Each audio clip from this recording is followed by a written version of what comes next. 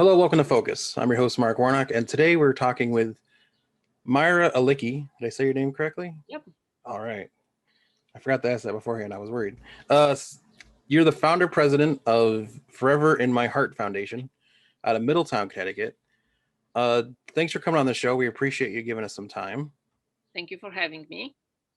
Now, your organization, I know you'll go more into it in a bit, but the simple part of it, I think people would get to know is that you guys adopt pets or dogs out of dog shelters, Yeah. teach them to become service dogs, then donate them to veterans, which is amazing.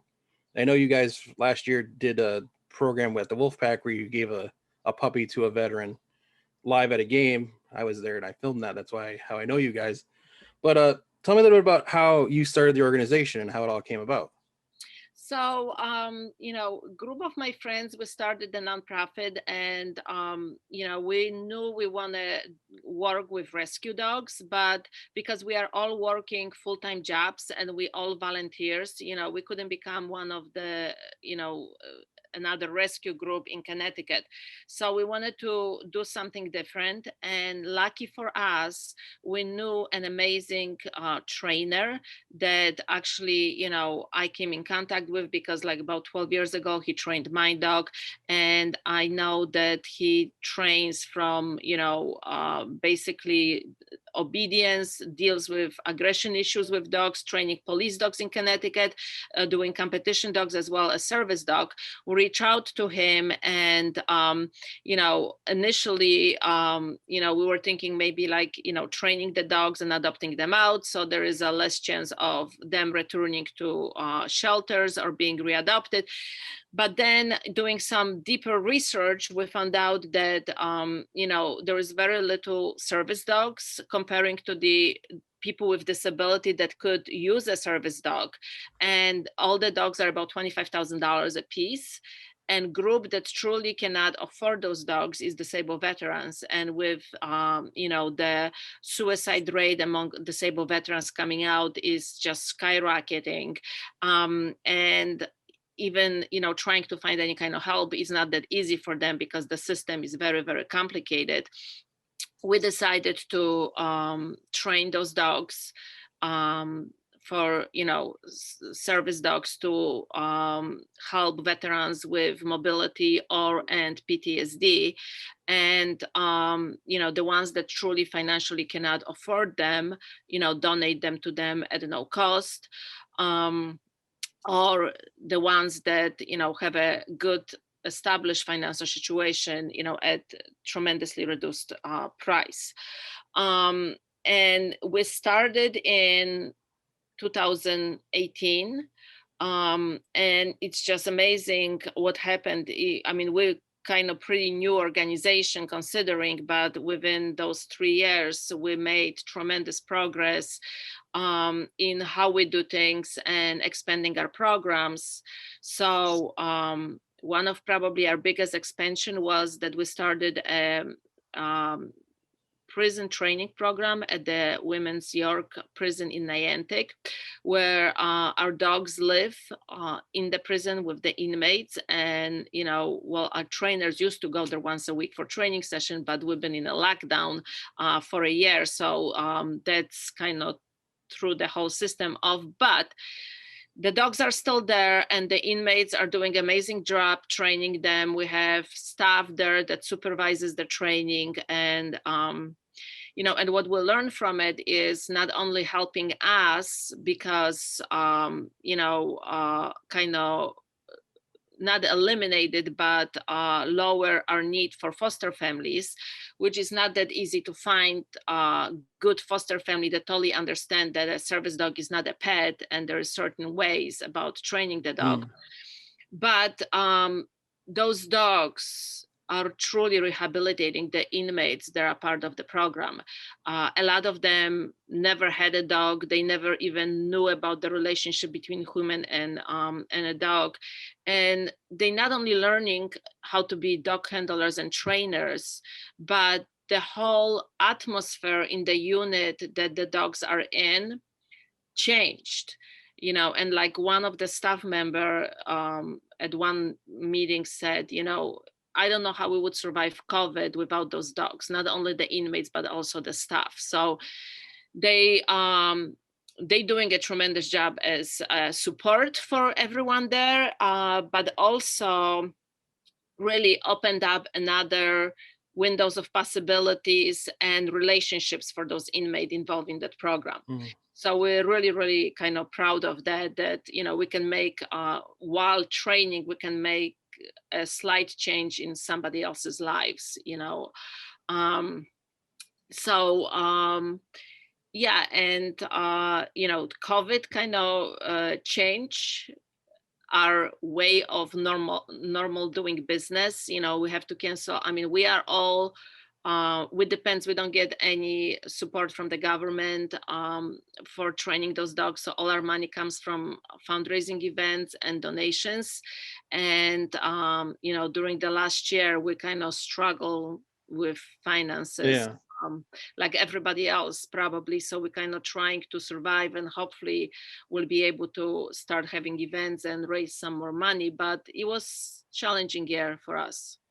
Yeah, it's from talking to many groups, it's been crazy how everyone's had to, like, the things people have done to adapt to make things work still with all the precautions and everything that's been going on.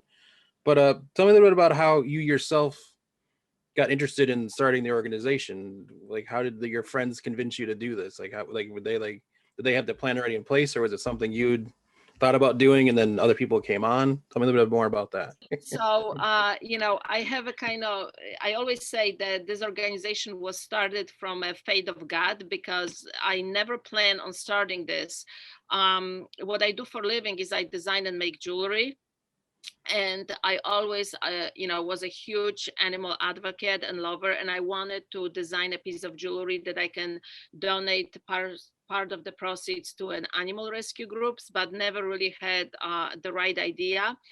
And a few years back, when I put my German Shepherd that I was really, really attached to, I looked into a cremation jewelry for animals, and I found out that everything is really kind of, you know, made in China, not great designs, comes with some fennels and crazy things. So Hmm. I designed a line of cremation jewelry for pets. And you know, from the cremation jewelry, it kind of all started. We started donating money to animal rescues, and I think 4 years ago or 5 years ago, you know, we decided with my friends that kind of support me on that mission to do our first gala that will benefit various animal charities. So we had our first event right here in Middletown at the Wadsworth Mansion, and we raised $26,000 for animal charities. Wow. And right after the event, you know, my accountant had a conversation with me. He says, like, Mira, are you going to have those events on an annual basis? And I said, like, Hmm. well, yeah, we raised a lot of money. He says, like, you can't do it under your business. You got to apply for 501c3. Hmm. So then, you know, the friends that helped me with the event, you know, we had a meeting and say, like, okay, well, if we're going to apply for 501c3, maybe we should do a little bit more than just having one time event, you know, annual once a year. And that's how the conversation started. And you know, from there we had meetings with our trainers, and somehow, you know, between doing research and discussing the different options, Forever My Heart Foundation was formed. You know, and we started rescuing dogs and training them for service dogs. That is great. That's crazy how, like, a little idea, a little something just Yeah, turned into a so it big. really wasn't really planned, but I believe in fate, and you know, we all have our path in life, and sometimes we take a path that will never even, you know, predict Yeah, it's gonna go that way. So that's great though. It's a great idea, the concept, and it's amazing how much it's blown up in just a few short years. yeah. Tell me a little bit about how you guys have uh, adapted to staying in touch with your clients, like the veterans that and people that you would usually give the dogs to. How is it, has that changed at all with the COVID situation and everything? How have you adapted to So we doing still that? during COVID, we're still training, maybe we'll have smaller groups. The veterans that get the dogs from us and kind of graduate from the program, we offer them once a week group classes on Saturdays. So they are anytime more than welcome to come in and, join the class. And a lot of them do, if not on regular basis, maybe once or twice a month. Because no, you know, what they say is almost like a therapy session for them. So they really enjoy coming and using the classes. But as an organization, we want to make sure that the relationship between the dog and the veteran is working properly. So we have a plan to oversee that. We required the veterans to purchase food through us, and they get it at discounted rate because we buy it wholesale. So we'll pretty much see everybody once a month when they pick up the food and can kind of follow up. We also do a 6 months checkup, and we need to be in touch with their therapists and make sure that they're following the medical recommendations. They show up for the appointments, and they do everything that is recommended by their physicians to make sure that they're staying intact from the medical point of view.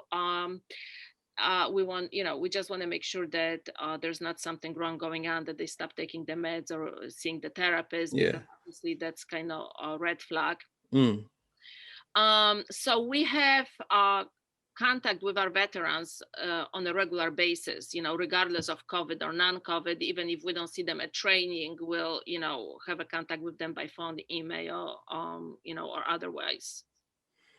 So it's great. So it's not like you're not only just saving the dogs that are in the shelters, you're also saving the veterans and helping them get through things that they've been dealing with as well. So it's a nice group effort, like a wide-ranging program that you guys have going on. That's awesome. Giving them the dog, the point of them having the dog is for the dog to improve. The point of them having the dog is to improve their medical conditions and disabilities in a way that therapy or medication cannot improve.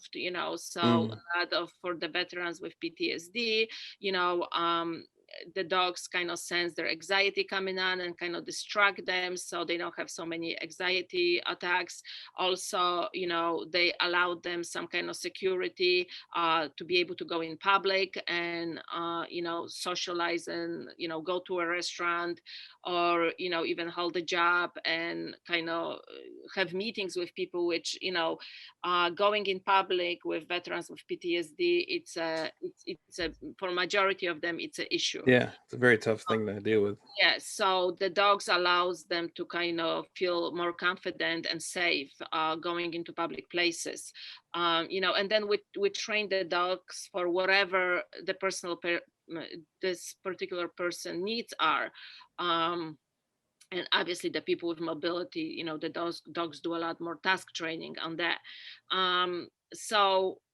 But for everything to work, the dog is not gonna fix anything if they don't follow the medical recommendations, take their medications, and kind of, you need both parts for the partnership to really work. So we, as an organization, I think we have responsibility to oversee and to make sure that, everything is working correctly versus just handing someone a dog and saying goodbye. Yeah, no, exactly. Yeah. So tell me, like you mentioned earlier on, like, we all know with the situation we've all been in for the past year that like fundraising efforts and donations are probably not done the same way that they usually would be done. How have you guys, like, if someone wanted to donate to you guys, how would they do it now? And how would they reach out to you guys, and what's the best way to do that? So, they can email us. The easiest way to donate to us is just go to our website, forevermyheartfoundation.org, and we have the donate button there, and they can, choose either one-time donation or a monthly donations, whatever they like. But if they want to get in touch with us, they can email at forevermyheartfoundation@gmail, or they can call. All the information are on our website.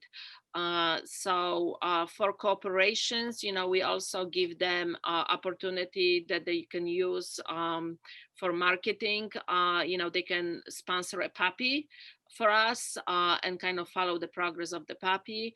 Or they can do it like recently we had a local business sponsoring one of our puppies in the name of their veteran employee that just passed away. And we actually allowed his wife to name the puppy in his memory. So we have different levels of sponsoring. um, and that's pretty much it. And we're gonna start having events.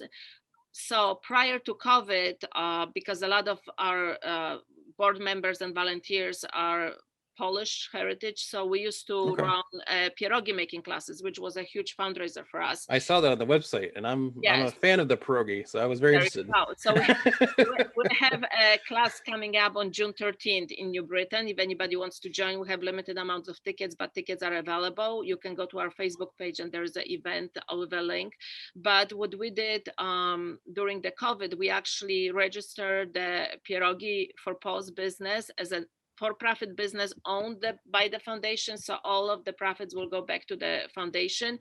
And we're trying to grow and do share events with other nonprofits that will share profits from the pierogi sales, but also we'll start selling the pierogis to small restaurants, businesses, to kind of, the goal is for the pierogi business to grow to a point that will pay for all of the operational expenses of the foundation. So we don't have to rely on fundraising, on donations, and kind of be in a financial struggle if anything's like the last year pandemic happens. So we have some financial security with a for-profit business, with the money coming back to the foundation. So That's great. That's awesome. yeah, so And that you can't go wrong with pierogies. Like no, I always no, tell people, you can't go wrong with pierogies. you can go for pierogies, and people love them. Yeah, So they're amazing little pillows of love. I always say yeah. that. Absolutely. So, if anybody wants to hold a fundraiser for us, like a pierogi making class, or even do it, at your home with friends, we always look for the opportunities.